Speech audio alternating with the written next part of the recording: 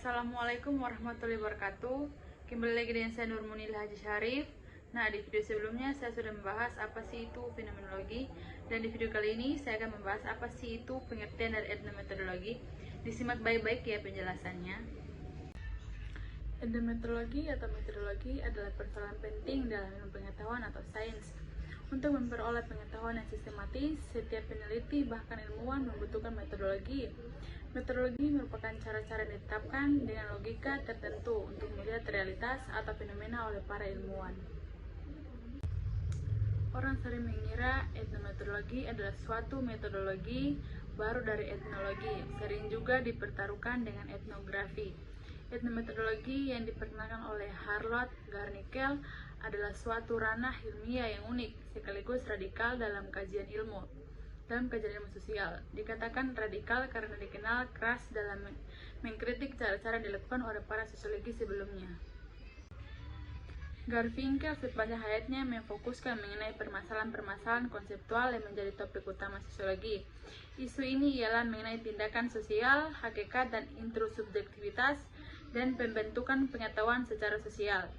Garfinkel mengeksplorasi bidang ini melalui sifat-sifat dasar dalam penalaran praktis. Etnometodologi adalah studi tentang bagaimana tatanan sosial dihasilkan dalam melalui proses interaksi sosial. Umumnya pendekatan ini berupaya memberikan alternatif terhadap pendekatan sosiologi yang harus utama. Dalam bentuknya yang paling radikal, hal ini menimbulkan tantangan terhadap ilmu-ilmu sosial secara keseluruhan. Harlow Garfinkel memperkenalkan etnometodologi sebagai suatu kajian dan metode pertama kalinya pada tahun 1967. Untuk menemukan hal-hal yang dilakukan oleh orang-orang dalam situasi tertentu, metode yang mereka gunakan untuk menciptakan keteraturan kehidupan bermasyarakat yang terpola. Namun, penerapannya telah ditemukan dalam banyak disiplin ilmu tarapan seperti desain perangkat lunak dan studi manajemen. Metode etnometodologi lahir pada masa modern atau zaman keemasan perkembangan penelitian kualitatif. Pada masa itu terjadi proses formalisasi pendekatan kualitatif dan pertumbuhan jenis metode inspiratif yang baru. Harlow Garfinkel di pertengahan tahun 1950-an memperkenalkan istilah etnometodologi dalam bidang penelitian sosial yang merupakan inspirasi atau kreasi dari sosiologi fenomenologi. Garfinkel di awal memunculkan atau mengembangkan studi ini sedang dalam mendalami fenomenologi. Pada tataran teoritis, Harlow Garfinkel pada tahun 1940 telah menolak pemikiran Emile Durkheim tentang fakta sosial. Baginya, aktor sosial bersifat menentukan dan tidak pernah dibatasi oleh struktur dan para penata sosial.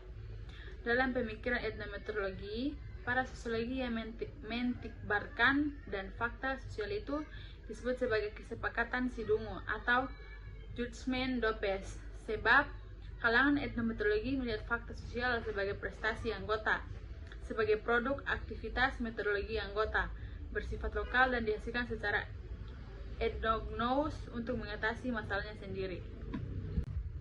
Dalam studi etnometodologi cukup sederhana cara melihat validitas, karena biasanya di sini tidak digunakan cara-cara konvensional dalam mengukur suatu konsep. Sebagai contoh, etnometodologi melihat konsep aliensasi lebih dahulu mendekati teknik Brown Theory, misalnya dengan cara mengobservasi peraturan-peraturan yang biasa diamati dari luar, kemudian memberinya label atau identitas yang tertentu. Sementara liabilitas dapat dilihat dari hasil perbandingannya dengan metode lain yang sejenis. Keunikan etnometodologi dibanding pendekatan-pendekatan lain adalah penelitian kualitatif, ialah peneliti meninggalkan dulu asumsi-asumsi, teori, proposisi, dan kategori yang ada tentang fenomena yang dikaji. Sedangkan pendekatan lainnya ialah peneliti melihat fenomena dengan sudah berbekal asumsi-asumsi atau bahkan teori yang dianggap dapat membelenggu. Kebebasan peneliti dapat memahami fenomena yang sedang dikaji. Dengan keluasan itu, peneliti dapat memaknai realitas dengan jernih karena tanpa inferensi teoretik sebelumnya.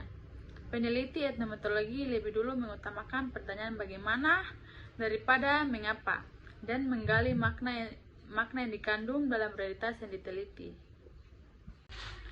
Penelusuran dari hasil penyelidikan, beberapa peneliti mengarah pada lahirnya analisis percakapan, yang kini menjadi disiplin ilmu yang diterima di akademi. Etnometeorologi adalah disiplin deskriptif, mendasar yang tidak terlibat dalam penjelasan atau evaluasi tatanan sosial tertentu, yang dijadikan sebagai topik studi. Di samping adanya semangat untuk menyuar akan masyarakat kelas bawah, para candikuan di masa itu juga kembali pada mazhab Caciago untuk mencocokkan argumentasi tentang validasi internal dan eksternal. Zaman keemasan ini memiliki arti dalam mewujudkan keyakinan pada kekuatan masyarakat dan bertahan pada gagasan-gagasan emanspatoris. Lewat karyanya yang berjudul Students in Ethnometeorology, karya tersebut langsung mendapatkan kritikan secara terus-menerus dari para akademis sosial.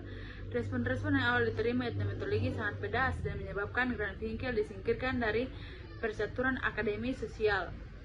Terdapat dugaan kuat bahwa fenomenologi Such sangat berpengaruh etnometeorologi. Granville ini terbukti dari asumsi sekaligus pendiri dari etnometeorologi itu sendiri. Bagi Such, dunia sehari-hari merupakan dunia inter atau subjektif yang dimiliki bersama orang lain dengan siapa kita berinteraksi. Fokus utama dari etnometeorologi adalah pada metode-metode sehari-hari yang digunakan oleh individu dan kelompok sosial untuk membentuk dan memahami realitas mereka. Ini mencakup bagaimana kita berkomunikasi, berinteraksi, dan berperilaku dalam situasi sehari-hari, dan bagaimana tindakan dan percakapan ini membantu kita membangun pemahaman sesama tentang dunia. Ada 3 tahap dan 10 langkah yang dapat dijalankan dalam melakukan penelitian dengan metode etnometeorologi. Ketiga tahap tersebut diurutkan, yakni tahap pertama adalah perkenalan terhadap area penelitian, tahap kedua adalah masuk ke area penelitian, tahap ketiga adalah laporan penelitian. Sebagai sebuah varian dalam penelitian kualitatif, etnometeorologi tentu memiliki kelemahan. Misalnya, tidak dapat digunakan untuk meneliti sikap dalam lingkup yang luas.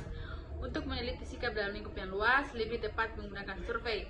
Tetapi etnometeorologi sangat tepat digunakan untuk meneliti sikap individu dalam organisasi atau intuisi. Misalnya, untuk memahami orang melakukan tugas kantor, sekolah, atau perusahaan dan proses yang terjadi di dalamnya. Dengan kata lain, etnometeorologi berfokus pada cara kerja kehidupan sosial sehari-hari dan bagaimana individu berkontribusi pada pembentukan realitas sosial melalui tindakan dan percakapan mereka. Etnometeorologi berusaha untuk mengekspos dan menganalisis aturan-aturan tak tertulis dan prosedur yang digunakan dalam interaksi sehari-hari. Misalnya, bagaimana kita mengambil giliran dalam percakapan, bagaimana kita menafsirkan gerakan dan ekspresi wajah orang lain, atau bagaimana kita mengevaluasi ruang sosial. Baik, mungkin itu penjelasan singkat dari saya mengenai apa sih itu etnometeorologi. Selebih dan kurangnya saya mohon maaf. Wabillahi taufiq wal hidayah. Wassalamualaikum warahmatullahi wabarakatuh. Sampai jumpa di video-video selanjutnya, guys.